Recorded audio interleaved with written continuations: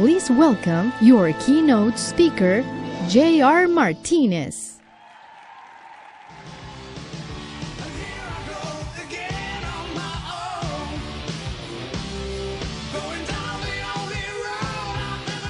Come on, get up! Get up! Get up! The biggest thing that at my young life that really intrigued me was football. Football was everything for me. I mean, my priorities, if this was a chalkboard, just visualize me writing it right now. Number 1, football. Number 2, girls. Number 3, being popular. Number 4, football. Number 5, girls. You're a quick audience. Once I graduated from high school, me and another friend, we went to a small school, Division II school in Georgia, and I figured it would be good for me to go to a Division II school and to get about a year under my belt of football again, because I really hadn't had a chance to really recover, do any kind of football, anything. My mindset was still planning for football.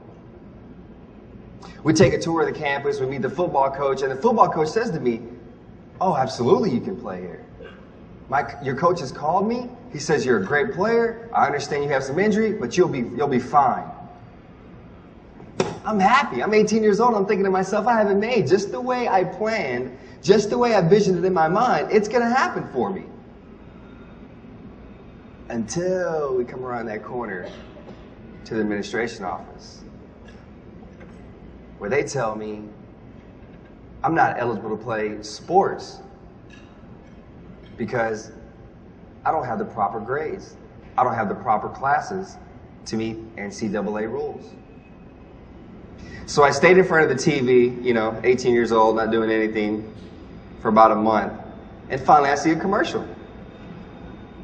The ones we all see, talking about the military. I think to myself, this is interesting. So I joined. My date of joining was September 12, 2002. A year and a day after 9/11. I was 19 years old. I was in another country. It was hot. It was sandy. I was tired. I was in a vehicle and I was a driver with the other soldiers in the vehicle with me, and I had my hand on the steering wheel. And awkwardly enough, with the other gentleman in the vehicle, we were joking about how cool it would be to have a Purple Heart. For a lot of you that don't know, a Purple Heart is something you receive when you're injured in combat. How cool it would be to come back to the United States and say, we have a Purple Heart, and to hold our heads up that high. Remember looking at my sergeant, and I had one hand on the steering wheel. I was cool. I was 19. I was cocky. And I joked, and I was like, that would be the real deal. As I smiled, I slowly turned to look at the road and went, boom. My life changed. That was my big boom. I know a lot of you at some point in your life, or maybe right now, you've had your big boom. Maybe you're getting through your big boom. It's your big boom. It's your own obstacle. It's your own challenge that you're facing. It's different from mine, but it's still the same challenge. In the same ways that we have to find something deep down inside of us to kind of pull out of that and say, we're going to unvictimize ourselves and find ways to continue to move forward. We're going to let go of what's happened to us or what hasn't happened to us, and we're going to find a way to find something deep down inside of us and move forward with what we have or what we've been given. I want to see my face. I want to see my body. Why did this happen to me? Why? 19 years old, and look at me. Because what I looked at in that mirror was the same thing I'm used to looking at for 19 years of my life. I just said to myself, I'm just going to kind of go every day and just try to be as positive as I can along this recovery, and one day the answer will come. Time will give me that answer. But it's no different than this. I'll give you a simple example. Let me see if I can use something on the stage. Maybe I can use this car. Can I have the keys, please? Yeah, try it, So let's say something happens to me in my life, right? My head's down because I'm upset about it. I just stay in this mode and my head's down. And I keep walking life. I keep going on with my life. I don't know what's going to happen, but my head's down. I'm not aware of what's in front of me. Then all of a sudden, boom, I hit something. Now I'm being stalled even more. Let's take it back. Something happens to me. I take a couple steps, my head's still down. But as I'm taking these steps, I say, you know what? I'm picking my head back up. I'm going to see what's in front of me. I'm going to accept what's in front of me. Ooh, go around this. I don't want that to stop me anymore because I've already been stopped once before. So I said to myself, I am not going to keep my head down, and I'm going to strut this thing, this catwalk, with my head held high. And by having my head held high, by being positive, by having a great attitude, the answer will come to me. And when it comes to me, I will see it. I will embrace it. I will learn from it. I will grow from it. And I will run with it. And I will never look back with it. Right?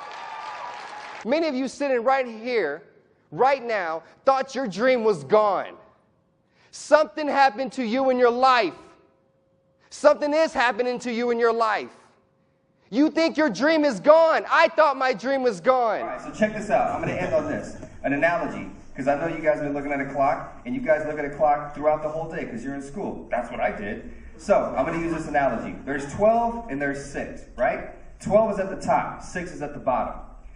And if it's not, you need to turn the clock, okay? So 12 is at the top, 6 is at the bottom. 12 meaning it's at the high point. It's when everything in your life is going well. When your boyfriend, your girlfriend, you guys are lovey-dovey, or you get good grades in school, you got accepted to this college, or whatever it may be. 12 is a good place in your life. 6 is at the bottom, bad, negative. We broke up. Oh my God, I got a pimple. Oh, like all these other things. 6 is horrible.